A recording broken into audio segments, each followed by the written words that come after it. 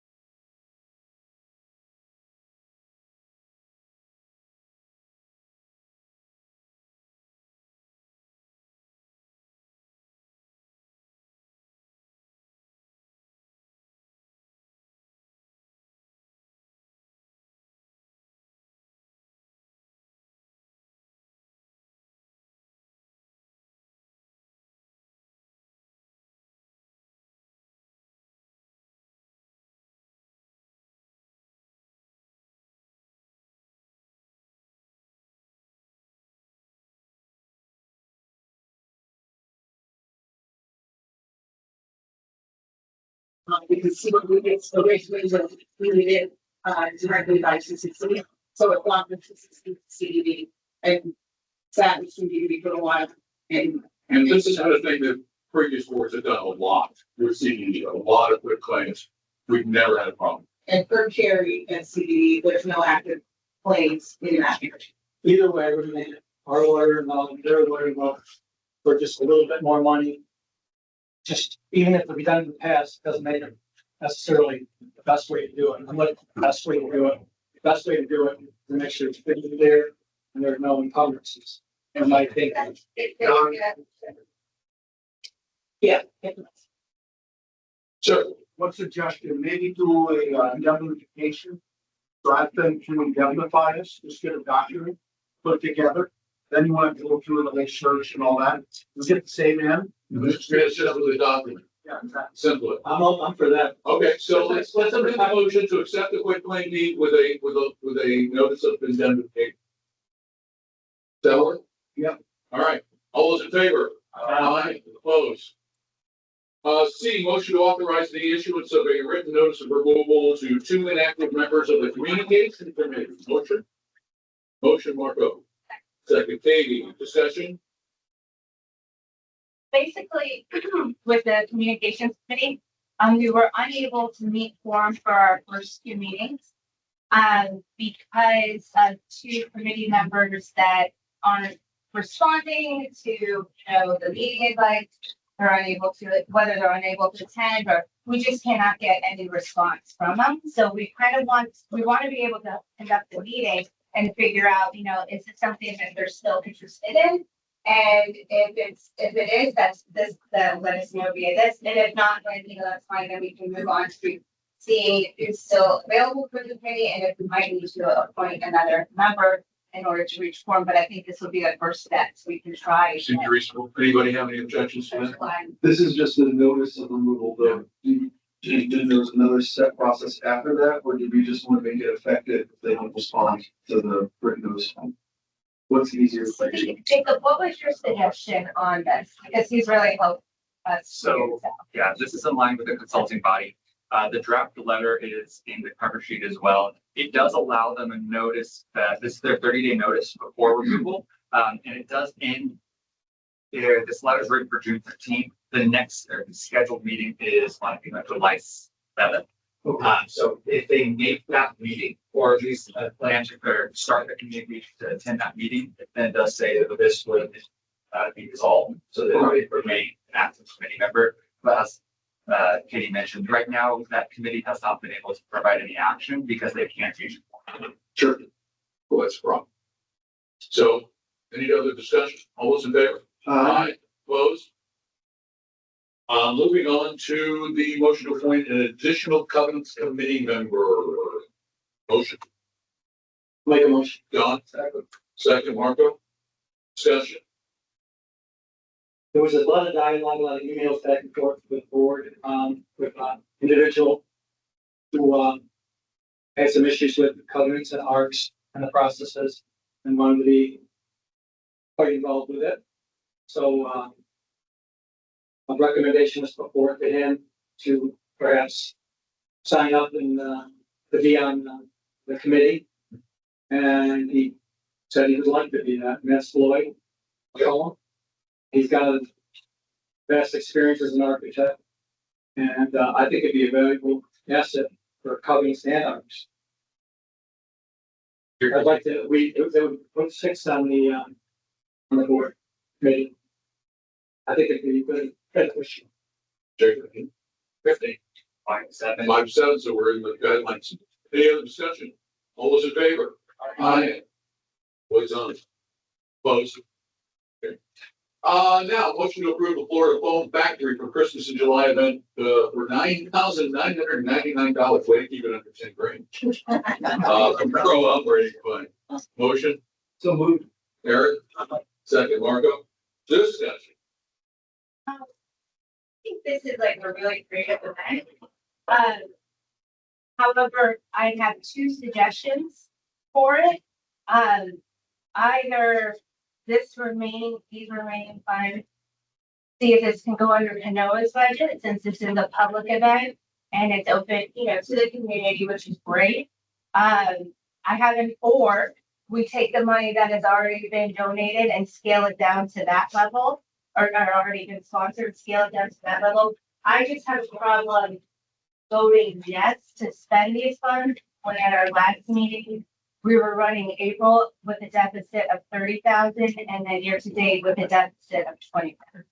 So on this event, your 2026 operating budget was originally funded for a throughout event.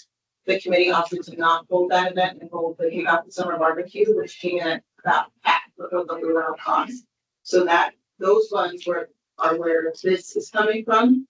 And this event right now is a net positive of $2,000 with the sponsorships that you have. So you already have the expenditures you have are going to be covered by the sponsorships plus an additional $2,000. So the money, this $9,999 is already in the bank, basically. It's covered From by- sponsorships. Correct. Yeah. Okay. So in addition, this is one of the 30 for 30 series that we're doing for Founders Day. We were gearing it towards the residents and really focusing on them. But one of the pieces that allowed us to make it a little bit bigger and then hopefully move it into CCS next year was the Lexington sponsorship. So we moved it to downtown to kind of honor that sponsorship. And then see if this can be a successful CCS event moving forward. So then, yes, it would move over and possibly engage Visit Celebration / CROA to sponsor that in the future.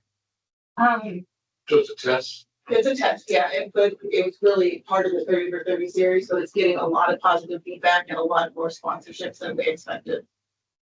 So then for this actual vendor, is this coming at the recommendation of the special events committee? This is coming, yeah, this was talked about with the committee. Did they approve this vendor? This is a vendor that we use regularly throughout the events for DJ and Why wasn't there a line item for this event in the budget? because it was funded for the luau and then They killed the luau. committee killed the luau and switched to the barbecue. So these extra funds were allowing us to run an additional event for residents. Then after the savings from the barbecue, are we still at that? No, you're at a net $2,000. No, for the operating fund. I'm not talking about operating fund, I'm talking about this event. But this is coming out of the operating. Yes. So my question is, we're taking money out of the operating fund for this event, but we're still at a deficit. Is that correct? From a net operating fund, yes, not in events. Yeah, I understand the events much, but the overall. Because in my mind, it's like, that's so amazing that special events save money on the barbecue when we have such a tight budget. And that helps with our overall operating fund. I don't want to see that erased. If we could go with one of these other options, with seeing if Canoa is for public, seeing if Canoa would like to, put this on their funds, out of their funds, or we take the money that's already been donated and have an event for that. That's This is taking money that's been donated for it, so that this event is covered by sponsorships. Those sponsorships have come into the operating fund and then they will come back out of the operating fund to pay the same. Yes, That's what it said in the documentation here, raised additional 1,500 sponsorships. You'd have to get the sponsorship money back, not hold an event. correct. You go further in the. Yes, so then the total of the event is. a net positive $2,000. Still $2,000. $2,000 in our pocket. Right. So this is just the sponsorship money that was. This is just us authorizing It's the moving. expenditure of the money that's already in there to the event, to the vendor. If we don't do the event, we gotta get sponsorship. Yes, Yeah, so we go negative, not positive. correct. We're spending money to make money. Is that right? So our net, As well as payment related. Your net on this event is $2,000. 2,000. To the positive. Okay, any other question? All those in favor? Opposed? All right, now, future consent items for the next meeting, which by the way, I will not be at, so Charles will be fearless leader for that. First is going to be a motion to approve the tree replacement at Craftsman Park by Exquisite for 1860. Any questions or thoughts or discussion about that? Yeah, the question that I have with this one is, it wasn't clear to me how many of the trees that were. Four trees are being replaced. So it's the 4 that are missing. Correct. So, but I thought there was a concern that it was the wrong tree. We have bad tree juju in that park. So I thought we were looking at. Is it future goal budget? Juju's not, it's not a line show, yeah, so we can sponsor Juju. But I think the question that I have is it once again, is this the wrong plant, wrong place discussion? Take that back to our landscaper arborist to answer to the next meeting. Okay, because that would be the question that I would have to come So through. should we pull that out for a separate action item? Out of the cover sheets, for that item here. That's okay. Does that work for you? Yeah, or if we get the answer in between, I think that's fine. My concern is that if it's truly the wrong tree and you need to look at replacing all the trees, then that it's gonna double. To replace all the. We're talking about 2 elements. Right, Yes. So I think the elm trees have been an issue in the past, which are the east. All over town. Yeah, a lot of these are the ones missing from our discussions with CDD. And they just weren't replacing them. So those discussions were finalized. These are the trees that are now deemed part of CROA. So that's why we're taking action on replacing them. The rest of the trees and the easement between the sidewalk and the road are elms, so it's to match the like for like trees instead of starting to. Yeah. Yeah, I know yes, and that's why I'm going, we need to. Compare. We'll get that answer and share it with the board between meetings. Okay, thank you. Yeah, the future's in here. How about, any discussion around lifelong learning contracts? Have a motion for that in the consent. This is as recommended by the rec committee. Any questions? No? The lakeside pool repair, the big hole, or whatever it is, the frag in the bump. So, I'll just read through that cover sheet, since there's a kind of a fair amount to it and to get to the base of where we're at with this. So the Lakeside Pool Resurfacing Project approved by the board in September 24 included an acid wash and sand blasting of the existing pool surface, followed by the application of the new plastic finish. The approved scope retained the existing adhered plaster, the lane line tiles, and the water line tiles. Both bids from Deja Skis were submitted with proposals for the project.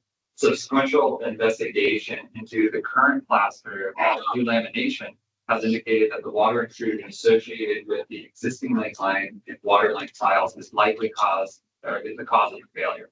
Because these components were not replaced as part of the 2024 resurfacing project, the source of the current water intrusion wasn't addressed. It also wasn't an issue at that time, and it was advised that we could keep the tiles at that time. The look at replacing the tiles, I think we would see a good bid on that for about an additional $20,000. These did have that as an optional add-on.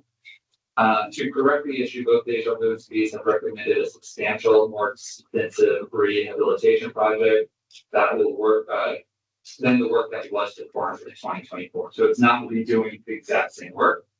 This proposed scope includes complete demo and removal of the existing plastic surfaces, replacement of the water line tiles and the lane line tiles, and installation of these plaster.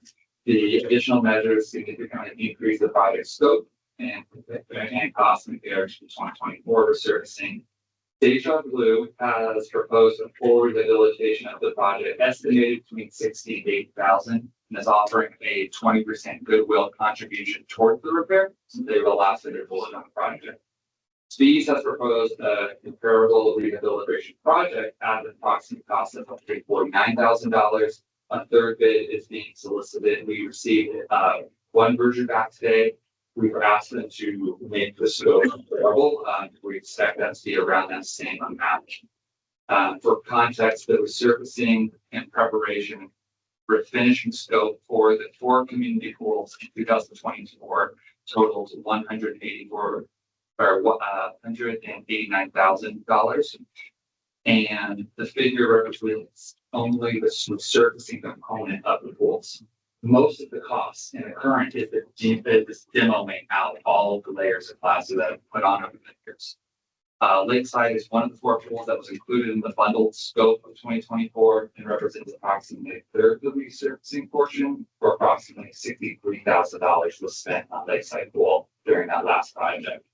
At this time, these bids at this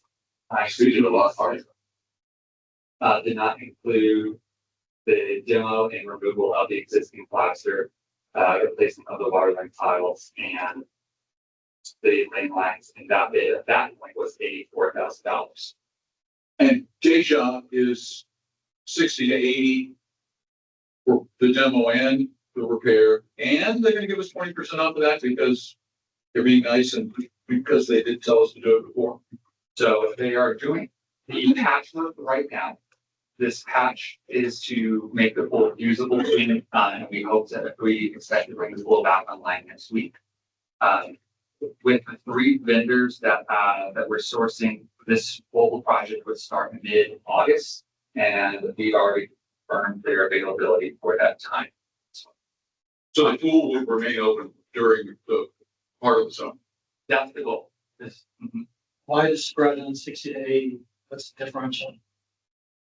That's their rough estimate proposal that they provided right now, and then we've asked them to provide a more detailed proposal that we should have they're working on the proposal, the final one. This was like, okay, they gave us a range of, okay, it's this much for them, but they still don't know exactly. They all agree that the plaster has to be removed because obviously the tile integrity has been compromised and water is getting to the substrate and it's causing the delamination. So what would be the nature of the consent motion? What would we be consenting to? Yeah, I know, I was just wondering, what are we, is it just a temporary fix, because we don't have bids yet? Temporary, there's no, okay, go ahead. My first question is, is there any part of the second part of the project that is covered under warranty from Geisha? Like with what needs to be done, obviously it's part of the resurfacing. Isn't that still part of our warranty? Wasn't there a 10-year warranty on that? Basically, because the tiles were not on the original scope, and then that's what they need to be replaced. They will not be responsible for any material that get damaged, replacing the tiles and putting it back. If we choose just to do the tiles, we're gonna have a huge patch on each lane and on the gutters that will look like illusion.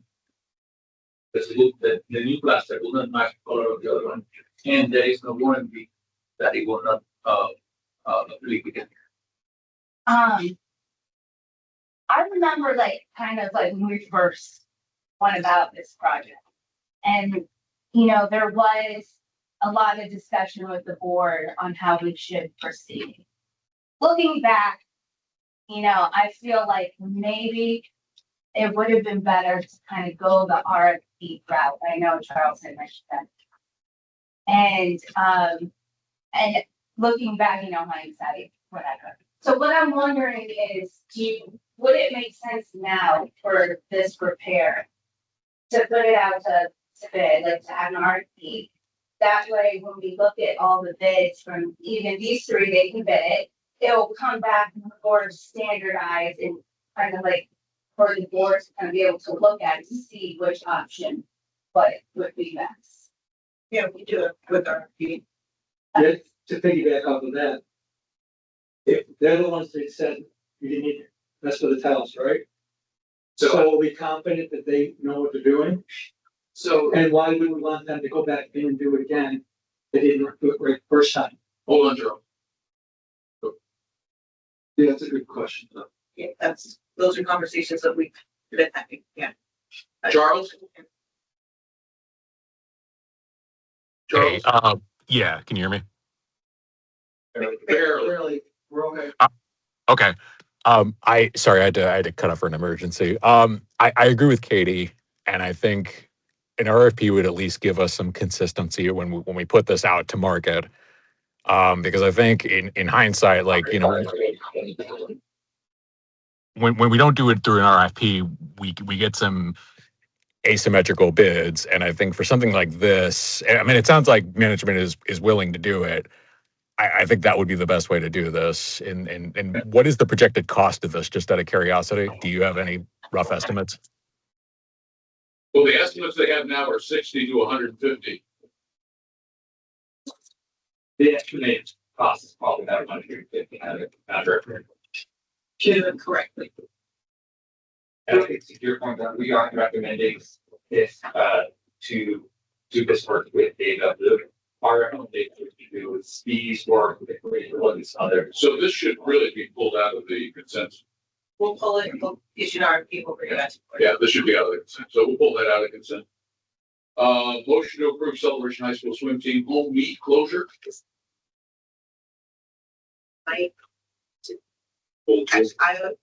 I'll say let's pull this because depending on the time of the school repair, if the school repair happens in the fall, it will not allow for them to hold their home meets here.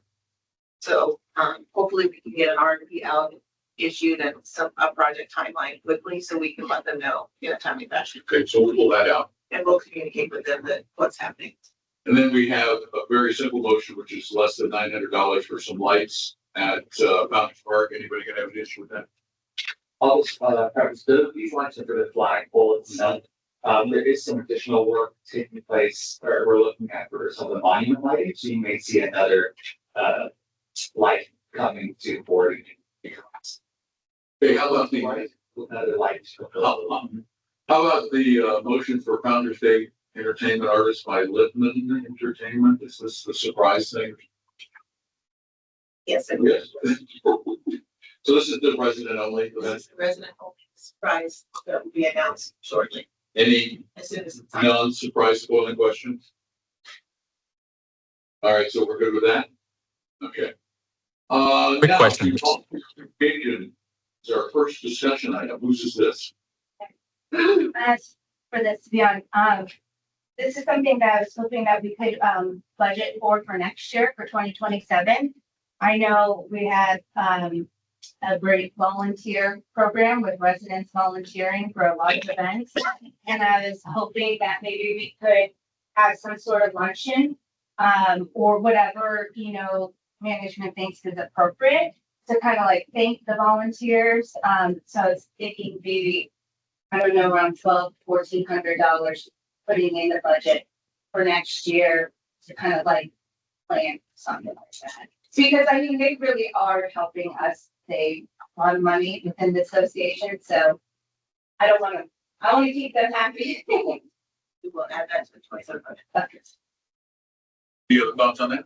I'll support this, and we can also create an award, like, some sponsor can be bring some sponsor video award, like, Kaliki. Yeah. Something, I mean, like this, like a people like thing? this, Yeah. why not? Like, create like a award, so every year, the different time. Okay. Thank you. Updated 6-month financials. So Katie, we know that you had asked for this. Ray is tied down in 27 budget push out in the month end close, but we do believe we can get it to you by the board meeting at the end of the month. Oh yeah, this For a is just yearly projection. for like to request that he get like, if possible, give us an update, because I know things have changed since the last one, so I think it would be good to see kind of like where we're at. Yeah, he thinks he'll have time to get it ready and prepared, like a year-end, an updated year-end projection by the board meeting. We're not seeing water, we've been looking at a high level, not seeing any water changes outside of the school area, and, we're probably looking at the Heritage Hall and Spring Park with replacements. Charles, your hand up again. When remind me, Island Village is gonna start coming toward, so the new phase, the phase 2, we're gonna start seeing most of that in Q3. I know they want to turn over some of the parks, and then we've got the amenity center, but what is, and I think obviously the 6 months is important, but I'm thinking too, like the next 6 months are what scare me a little bit. Yeah, so we'll factor that in. Based on the last conversations I had with Tanner, the amenity center, we're looking at the end of the year, early next year, based on the current timeline. We already accepted the 2A parks, so that's already one of your deficit causes for the current year. And then, well, actually, that pretty much took out the whole Island Village build out that we had budgeted in the 26 budget. They just asked us to do a walk on the northern portion of 2B parks. There's about 8, I want to say, in that on the 24th. So we'll be doing a walk with them, Exquisite, Luis, Jacob, and myself. Give them a punch list, and then if it's around the same timeline as the 2A parks, then you're looking at probably 2 months before they turn those over after we do the walk.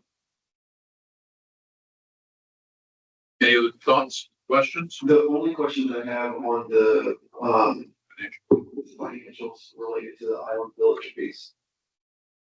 We're accepting the parks, and there's tons of construction still going on. Battery is gonna take up construction bond for that. So any damage to the parks after takeover caused by one of their subcontractors or themselves, they will repair it.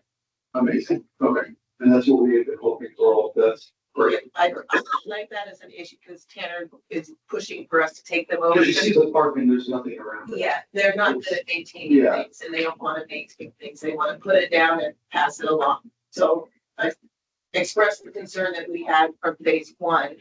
And they were more than happy to come up with that accommodation. Perfect, thank you. Finally, legal services RFP. So there were some additional questions from the board at last meeting, that I was not here to answer. Some of that was in your packet about the hourly rate comparison. And then Katie had asked about the, whether any of the firms had board certification from the Bar Association in plan development, in condo and plan development. There are 3 K vendor, Becker and on-spot permitted ones. I did speak to the other 2 and asked them why they didn't follow that route. They don't see it as necessary for them because their niche is plan development. And associations, whereas the other firms branch out a little bit from that. So this is what they do it all the time. It's just an additional expense for them. It's not akin to a medical license where if you're practicing in that specialty, you need to be board certified in that specialty. It's an option for additional training if you want to do that. There's a national DUI certification that some attorneys do. A lot of people don't. It just depends on what if you want to use it as a tool or not. But the prices across the board are pretty much the same, right? When you broke it out, they're not really that significantly different. So based on your year-to-date hours that I've utilized in talking with your current attorney, 1 was in the high 12,000, 1 was in the low 12, 2 were almost equal, were identical, and 10.6, and 1 was 8.9. So throughout 8.9, and the other ones are relatively equal, depending on how much the utilize are, which you don't know. My recommendation would be to go to look at 3, but with the 3 the certification. I think that says something, that they're certified in that HOL realm. I think so too, because celebration is so unique. And the way that it is, you know, with all the different entities, with all the different things we have in town. And we're having these new HOA laws from the state come into place. So I really think it is important for us to have the best legal representation available. And having a Florida board certified in plan developments or a town like Celebration, I think it's the best that we could do. And we've had some issues. I mean, that they'll be the experts when it comes to voting and these new statutes. And we've had some issues with, you know, our voting guidelines. We've had some discussions with, you know, how to handle such things like liquor licenses. And like, these are all really intricate things that like we need to get right. So I think having that extra layer of expertise, and it's not really like costing, you know, more, it just makes sense. And then we could, if we want to just interview those 3, virtual interview, 20 minutes each. Look, I mean, we already saw a lot of their credentials. They all look great. That would be my thought. I'll try to support it. Charles. Yeah, so I want to address the credential thing. I know plenty of board certified physicians and board certified people that don't do well, right? So I think board certification, I don't put a lot of emphasis on that because I think someone can have a CFP, someone could be FINRA and they could be horrible and give you the worst advice. So in my opinion, I think that's completely not something that I would focus on, at least from my perspective. I think I hear everything that's being said, but I think when with something like legal services, and let's rewind the clock a little bit. So when we did this back in 2023, it was because we wanted to do a market check and we wanted to make sure that we were getting the best services and really the competitive pricing. And I think we accomplished that in 2023. The question in my mind is, Look, no lawyer is perfect, right? Like there are going to be mistakes, there are going to be things that happen, but from my perspective, like we've recovered from those and we've dealt with them, and I think the firm has been pretty good, and I think they've been very cost effective. The one thing that I think I have concern about, and so to be honest with you, I would support Larson Slayton with an asterisk that I think they need to renounce themselves from CJC representation because they represent CROA. And so I think we need to just, if we do that, there needs to be some discussion about that because CROA representative is the same as the CJC. So that's my thought and my recommendation. So, but I think Larson Slayton has been okay, and I think okay is okay. I'm with you, Charles. I know our Larson Slayton has history galore. I do think there's a conflict with Canoa CJC. And the fact of the matter is, I don't believe in throwing out the low bid. I don't, that you don't throw out the low bid just because it's the low bids. They've been with us for a long time. We even have one of their attorneys who lives here. And we can always get them on the phone. And some of these big companies, and these are big companies, some of these firms, we're not going to get named partners on the phone. I think though having the homeowner as the primary attorney, presents some unique challenges when weighing in on issues such as, I don't want to go back in time, but when you have an election and then you're weighing in on the procedures after the election and you're a homeowner, you can look through it as lens of bias.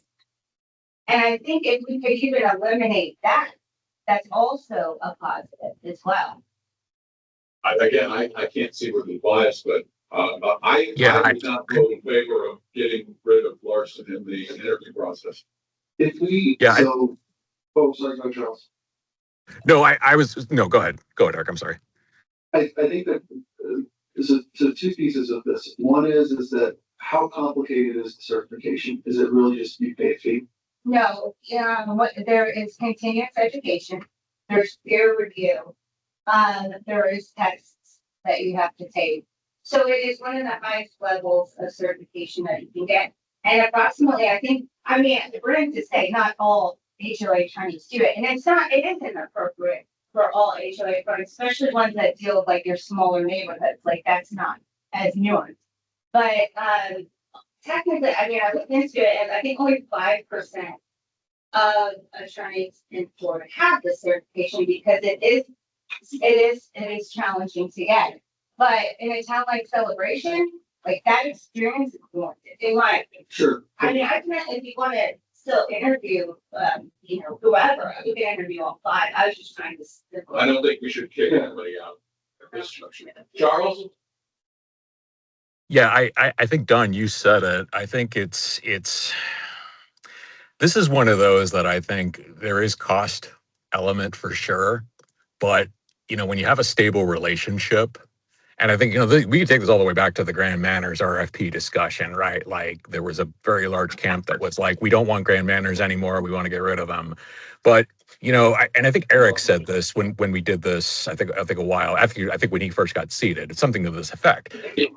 Let's sit down and talk with the attorney, right? If there are concerns, let's talk about that and let's massage those. Like, the worst thing is to just kick the vendor out because we're unhappy and then not have the conversation or try to work through it.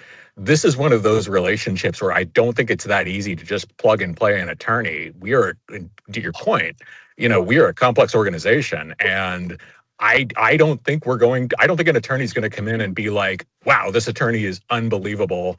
I'm glad we're paying an additional $2,000 for it. I think for the most part, it's a homogenous service.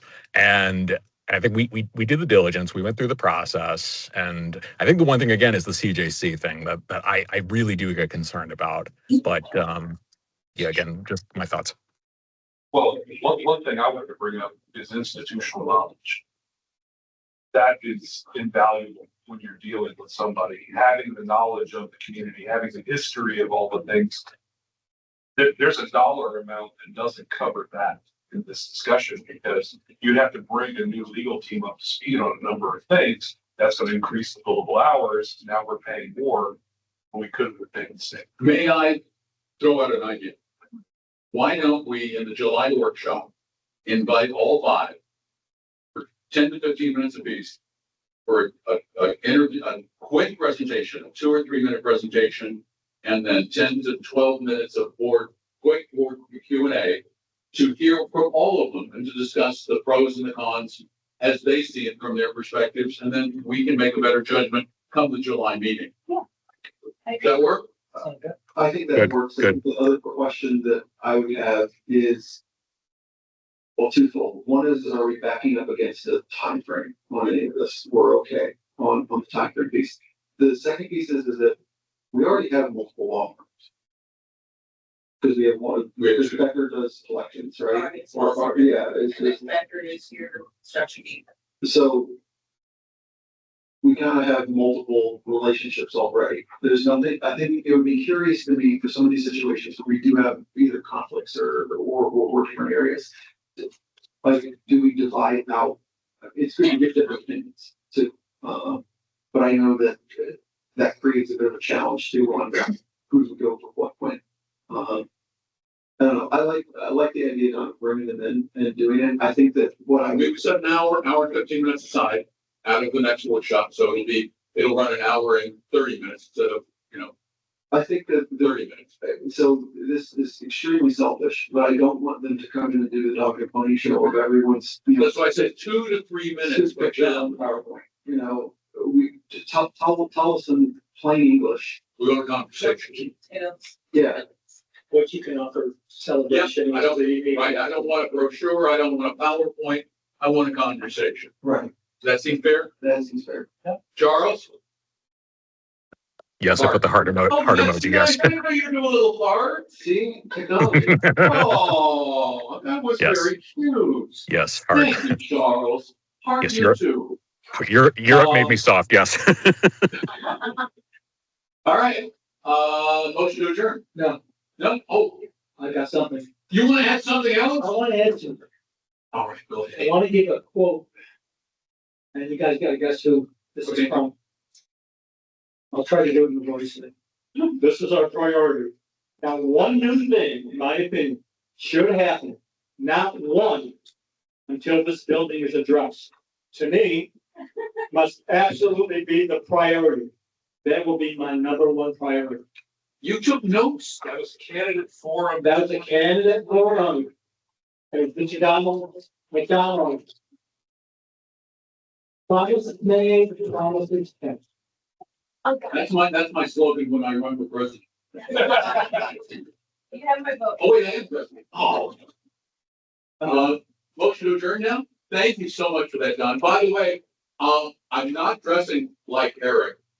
It's cold in here. Because you always wear the hoodie, baby. Yeah, the last meeting we had there was way too hot. Now it's way too cold. I'm just right. Thank you all. Motion to adjourn second. Thank you. Thanks, everybody. Thanks for coming out. Good thing. And hopefully we can stay here for the next 50 years. Yeah.